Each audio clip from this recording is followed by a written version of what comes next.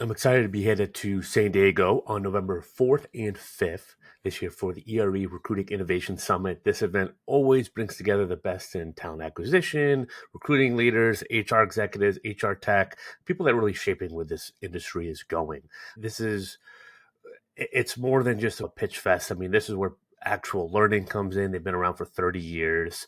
It's a great event at San Diego in November. And you're going to have some excellent speakers, demonstrations. We have pin.com there. Joel Loudry will be there. You'll have the team from ERE there, Jim Stroud. These are people that have been shaping the industry this decade and really where it's going in terms of AI and the blend with AI and recruiters and all that good stuff. I went in April this year and it was a transformative experience. We had a great time with Digital Recruiter booth and speaking and just people learning about automation and content and AI tools. It was just really cool event. So I'll be an official content partner representing Digital Recruiter. So we're going to be capturing videos, doing man on the street, interviewing the speakers, the sponsors, really getting a pulse on the action. So if you're in talent acquisition, if you're agency recruiter, this is the place to be on November 4th and 5th. Go meet your peers in person, learn from them. There's virtual tickets, there's in-person events. It's an awesome time. And so please enjoy our ERE podcast series so it gets you a glimpse of all the people that are going to be at ERE, and we'd love to see you there. All right, welcome back to another episode of our special ERE Recruiting Innovation Summit podcast series. And now I am joined by Riana Maus, who's the SVP of Director of Talent Inclusion, Diversity, and Acquisition at UMB Bank.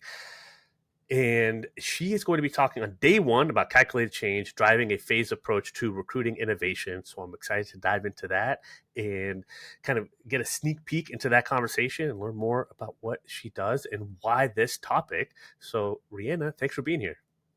Thanks for having me. I'm excited to be here and excited to be in San Diego soon. I know we're talking. You haven't been in person, just virtual. And I went to one in Vegas, but I think we're both in agreement that we're pretty excited about San Diego as a location, especially us being in the Midwest. San Diego Novembers will be a nice welcome change to some of the weather changes that we'll deal with. Absolutely. So, speaking on day one, you have driving a phased approach to recruiting innovation. Break it down. Why this topic? Why pick this topic, and what's it about? It's an interesting time to be in recruiting, Yeah. especially in highly regulated industries. I think a lot of us feel the tension around AI right now. So a lot of us Yeah. are being asked by our organizations, so what's our AI strategy? Mhm. And there's excitement about that, but there's also some real anxiety around it, around the compliance aspect of it, the candidate experience. Are we moving too fast? Are we moving too slow? So in my session, I want to share a phased approach to adopting AI in talent acquisition. So it's not about like a shiny quick fix or a specific tool, but really practical steps that leaders can take starting immediately, starting with what they have without even having to adopt new tools, just related to streamlining workflows, building trust with those internal compliance teams and executives, and just kind of preparing for what's next. And my goal is to make that realistic and relatable so that people can kind of leave the conference feeling that sigh of relief, that they have a plan, they have kind of their next steps for moving forward.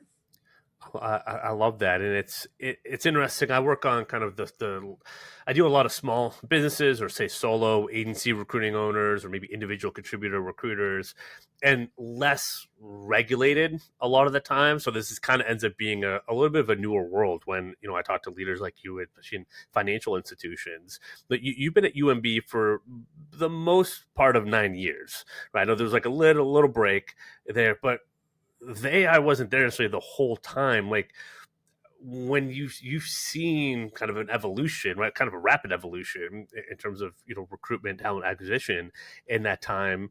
Like what's like I guess what I'm trying to ask is like when did this come onto the scene? Like when did you have to be made aware of AI? But like, oh, we're a bank, we're a financial institution. Like we have to like take this seriously right now. Like when was that moment for you? Great question. I can't think of a specific moment, but I will say over the last couple of years, we've all been hearing about AI, right? And it started with people's personal use, and now it has ramped up very quickly to becoming business use. And so that's where I think all of the conversation and quote unquote pressure comes from of doing more with it all of a sudden. So it went from people just starting to play around with chat GPT for like recipes and stuff at home to all of a sudden like, how do we need to use this as a business so we don't fall behind? Now, I will say the good and bad side of being in a highly regulated industry is we are not the first ones to try these things, right? We are very good at letting other industries sort it all out and work out the kinks, and we adopt tried and true methods. And so I think when it comes to AI, we've started to realize like that process is happening a lot more quickly than other similar evolutions in the past. And so, I think you go to conferences like this, and sometimes when you're from a highly regulated industry like finance, you leave kind of thinking like that was all very cool. And I will be allowed to do like 2% of it, right? And so I think additionally, I have really been putting a lot of thought into how do we look at approaching AI and adopting certain elements of it in a way that feels very measured and like we can very specifically tie it back to value and business objectives and not like we're chasing some new shiny thing that's happening. So I don't have a specific moment where this all became clear to me, but it's been more of like it was kind of there, niggling in the back of your mind, and then all of a sudden you're like, oh, we probably need to have a plan in place. Yeah. If the boomer uncle's talking about it at Thanksgiving, we all Yeah. should pay attention. Type of situation. Exactly. I think So it's cooking. I love my boomer uncles, but I'm calling them out. Yep. Uh, and because I got a few of them, and they'll be okay. Yeah. With me making that comment. The But to that point, right? Were you seeing it in terms of how it affects you handle applications, how it affects the kind of the interview process, maybe job performance? Like, I know there's a lot of stuff that gets thrown out there, and there's rumors, there's some facts, there's a lot of fiction and all that. But like, is there like an area that you've seen it like really kind of even in the financial services, like, hey, we really have to address this sooner rather than later?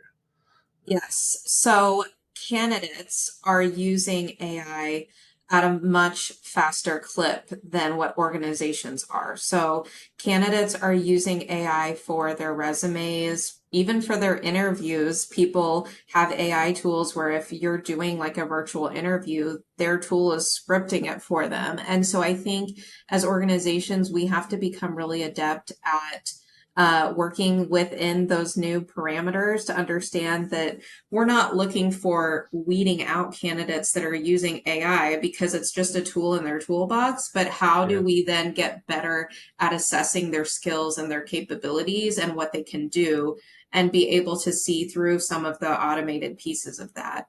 Additionally, so much of the work that recruiters do is administrative and it sucks up so much time.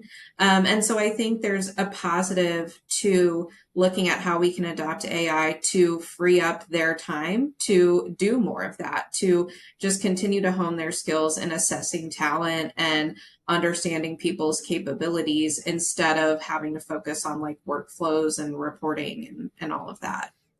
Yeah, I think it's such an interesting point. It makes me think and realize, and I'm very biased as a coach, consultant, trainer, and I'm always, looking at kind of the different angles and the market impact that something like AI can have. And I was doing it with automation before AI really came on the scene. But one of the things I've noticed, and I think the synopsis is kind of if you can use it the right way to kind of speed up to your point that the admin type stuff that can bog down time.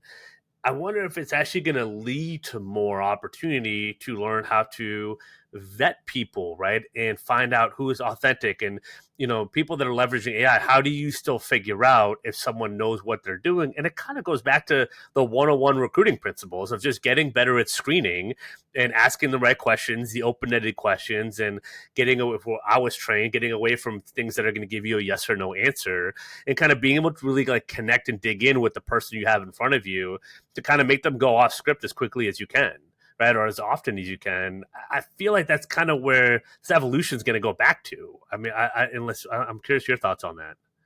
Yeah, it's a really interesting thought and concept because there's kind of like two sides to that coin. Like we want recruiting to be this people first process where we're really looking at someone's identity and what they can do and their skills and how they think. And I think, AI can, like we just talked about, allow for us to have more capacity to focus our time on that and really get down to the basics. I think the flip side is just something to be aware of constantly and be monitoring for is that AI can help mitigate bias and it can introduce new biases. And so I think us having to stay very educated on how AI helps us do this work and how it thinks and operates and makes decisions will be important too, because we can have like a very people first process, but if we're not doing it in a way that still tracks all of the biases that we're currently trying to keep in check today, then it could still end up having the opposite effect of what we want. So I agree. I think in a lot of ways it can level the playing field as long as we remain aware of the gaps that it has too and some of the shortcomings. It's AI, I've noticed for me when I use it is great at telling me what I want to hear. Yeah, So I completely agree. I think I've seen that testing out the different models. If I'm not careful with some of the prompts, it'll just tell me that every idea, it'll just be my biggest cheerleader.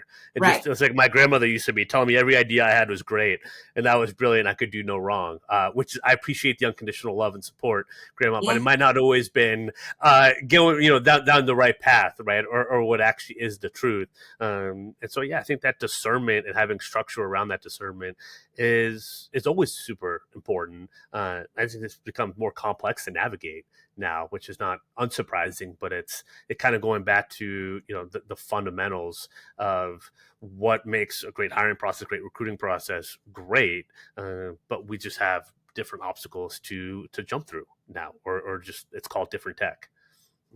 It's just a new skill in itself is being able to have that discernment and use AI for good. Yeah, it's like most things. It's a double edged sword, Yeah. as we found. So what and going to kind of shifting to ERE. What I knew you were a virtual attendee. Now you're in person. What made you make the shift to kind of going in person? And what are you excited about to actually for being in San Diego and actually at the event? I could tell you what I'm excited about regarding being in San Diego, which is Yeah, largely due to the weather. But yeah, I will say, in terms of the conference, I am so excited about where we are as an industry at this point in time. The concept of hiring or labor, now recruiting and talent acquisition, has gone through so many evolutions basically since being employed existed.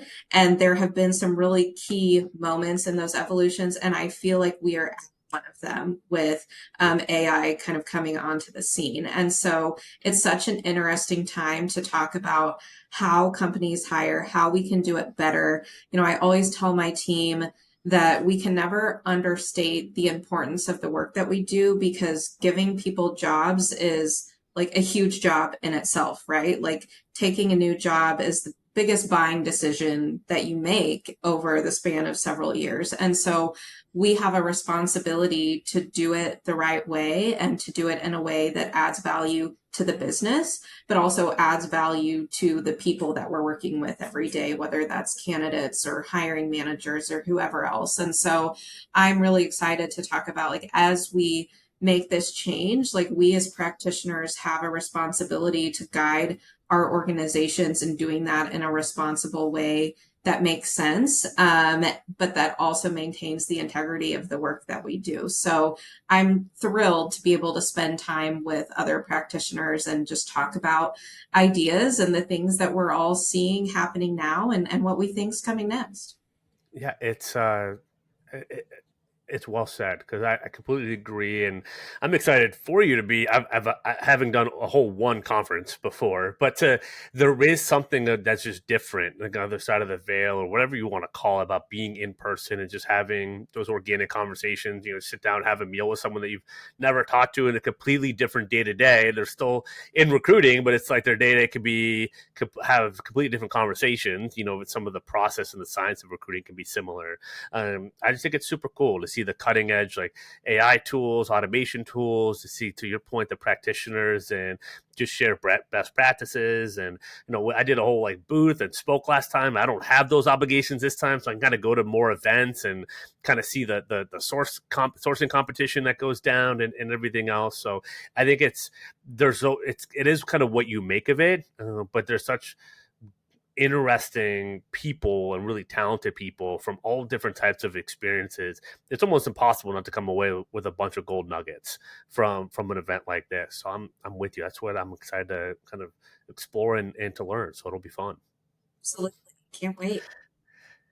Day one, 2 p.m. PST. And again, you can get tickets virtually, or why not join us in person at San Diego in November, as I've been stating over and over and over again. Any kind of last thoughts or takeaways or anything, whether on your talk or about recruiting and TA in general? I'm just excited to see everyone there, and I hope everybody comes ready to share and to discuss instead of just sitting back because I think that we can all learn a lot from each other. So, Participate, right? You get out what you put in. So, yeah, amen to that. And well, Rihanna, thank you so much for being here. I'm excited for your talk, and I'll see you in San Diego. sounds good. Thanks so much. Of course. All right. Make sure to subscribe, like, follow, all that good stuff with the podcast and ERE digital, the ERE, excuse me, Recruiting Innovation Summit series. Until next time, happy hunting, y'all.